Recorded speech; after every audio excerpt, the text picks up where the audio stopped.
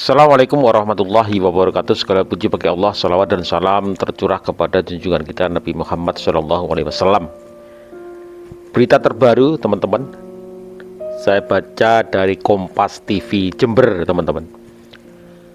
Muhammad Fahim Mawardi, pengasuh pondok pesantren Al Jalil II di Desa Mangaran, Kecamatan Ajung, Jember, Jawa Timur ditetapkan sebagai tersangka dalam kasus dugaan tindak asusila kepada santriwatinya. Hal tersebut disampaikan kuasa hukumnya Andi Cahyono Putra soal mendampingi dua orang saksi yang dimintai keterangan polisi di Unit Perlindungan Perempuan dan Anak atau PPA Satreskrim Polres Jember, Jawa Timur pada Sabtu siang. Surat penetapan tersangka tersebut diterima perwakilan pondok pesantren pada hari Jumat malam. Tim kuasa hukum Kiai Fahim sendiri akan berkoordinasi dengan unit PPA terkait dasar penetapan kliennya sebagai tersangka.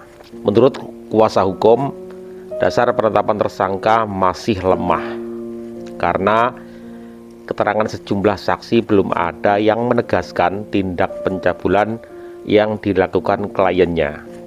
Kemudian polisi sendiri belum bisa memberikan keterangan kepada awak media terkait perkembangan kasus ini. Pasca ditetapkan tersangka, polisi belum melakukan penahanan terhadap Kiai Fahim. Polisi sendiri menghadirkan dua orang saksi lagi, yakni ibu dan adik dari Kiai Fahim. Kompas Jember 14 Januari 2023. Ya, apapun yang terjadi teman-teman, kasusnya sudah bergulir ya. Polisi juga bertindak lebih cepat untuk kasus ini karena sudah masuk ke ranah dugaan pencabulan. Ya, juga melibatkan santri-santri. Makanya itu dari Komisi Perlindungan Anak juga hadir di situ ya untuk memantau perkembangan dari kasus dugaan pencabulan dari Kiai asal Jember ini teman-teman. Channel YouTube dari Ustadz Fahim atau Kiai Fahim tersebut yang bernama Benteng Akidah terakhir mengupload sebuah video streaming 1 hari yang lalu teman-teman dengan thumbnail potensi kriminalisasi pengasuh pesantren atas tuduhan pelecehan seksual. Ya, kenapa? Kenapa dia bikin thumbnail seperti itu? Jangan sampai teman-teman ya. Kenapa kita harus selalu memantau perkembangan kasus ini teman-teman? Jangan sampai kasus ini bergulir ya seolah-olah bahwa inilah kriminalisasi ulama. Ingat kasusnya berbeda. Ini pencabulan, dugaan pencabulan. Jangan sampai masyarakat terpengaruh dengan framing-framing dari channel tersebut. Kita lihat ya. Dari thumbnailnya saja ini bisa kita lihat teman-teman ya, thumbnailnya potensi kriminalisasi pengasuh pesantren atas tuduhan pelecehan seksual. Ini yang paling kita waspadai. Jangan sampai ini dialihkan isunya ke kriminalisasi ulama pada kasus-kasus yang dulu-dulu ya. Banyak kiai, banyak ulama, banyak ustadz, banyak habaib, hanya satu orang ulama yang kriminal ya, dengan tingkah laku kriminal. Ini memukul rata semuanya. Ini hanya oknum teman-teman. Ini oknum. Sang ustadz ini berusaha berlindung di balik kata ulama kiai. Ustadz berusaha berlindung di belakangnya agar kasus ini diarahkan menuju ke kriminalisasi ulama. Ini kasus dugaan cabul, dugaan pencabulan. Makanya kita harus kawal kasus ini dengan baik.